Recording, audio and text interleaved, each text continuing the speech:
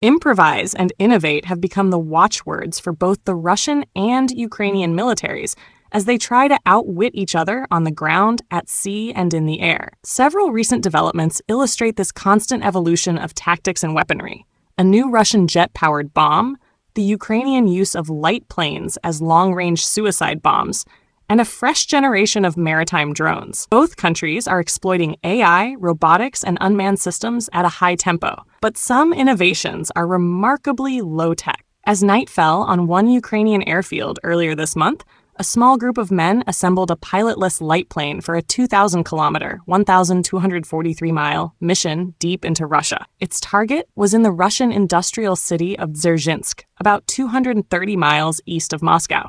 Strapped to its undercarriage was a very basic bomb. Hours after the single-engined plane took off into the night sky, a large fire was reported at an explosives factory in Dzerzhinsk that makes shells for the Russian military. The program was created by an aviation enthusiast with the call sign Goranich and converts single-seater planes into rudimentary but effective long-range missiles. Instead of a pilot's seat, there is an additional fuel tank and batteries that power navigation and communication systems, according to a report by the Ukrainian outlet Babel that CNN has confirmed.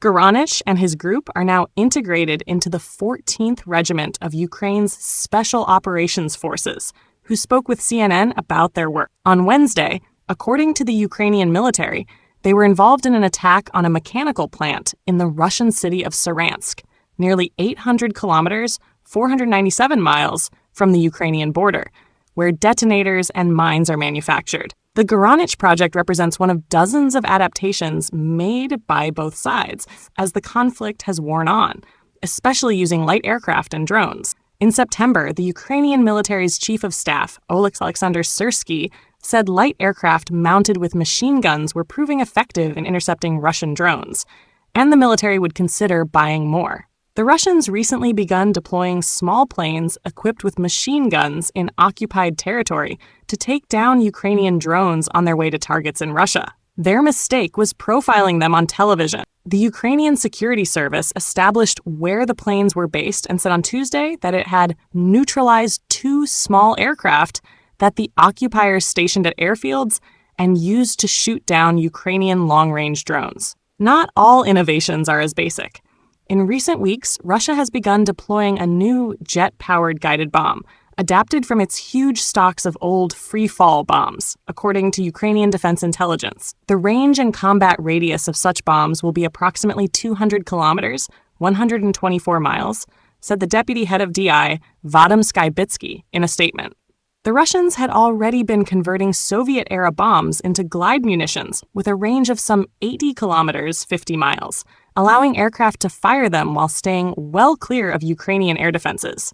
On just one day last week, nearly 300 such bombs were fired against Ukraine. The daily average is just over 100, according to the Ukrainian General Staff. The new longer-range variant, dubbed the UMPB-5, has already been used in strikes against Kharkiv in northeastern Ukraine in recent days. A Russian aviation blogger posted on Monday that the weapon was already being used against the Ukrainians. Now, they will put it into production, and things will really heat up. The Ukrainians have pioneered the development of maritime drones, which have been especially effective against Russia's Black Sea Fleet. This week, the security service, SBU, unveiled the latest generation. One of them was used in an attack on the bridge linking Russia and occupied Crimea in June, the SBU said. The updated models are capable of traveling more than 1,500 kilometers, 932 miles, and can carry up to 2,000 kilograms, 4,409 pounds of explosives.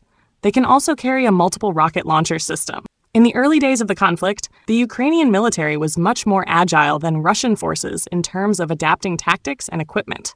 But over time, said defense analyst Dara Masakut, Russian units grafted protective armor onto vehicles, learned new styles of camouflage, and adopted small unit assault tactics, among many other adaptations. The Russian Defense Ministry also set up an elite drone unit called Rubicon, which experiments with different types of tactics that now inform how other UAV units are instructed, Masakut wrote in Foreign Affairs. For all its innovation and a surge in domestic production of drones and missiles, Ukraine still needs a constant pipeline of weapons from its allies. Russian barrages of missiles and drones, often several hundred in one night, have again underlined its shortfall in air defenses. Zelensky renewed calls for Western-made defenses in the wake of a deadly attack overnight on Friday into Saturday, which killed 2 in capital Kyiv. Ukraine is paying special attention to the Patriot systems so that we can protect our cities from this horror, he said. Russia is moving toward producing more than 6,000 Shahed-type drones each month, Ukraine's defense intelligence told CNN in September. That's just one reason why Ukraine wants longer-range missiles, to take the war to targets such as drone factories deep inside Russia. But U.S. President Donald Trump says that, for now, providing Tomahawk cruise missiles is off the table. Kyiv is now pinning its hopes on Europe to beef up its capabilities.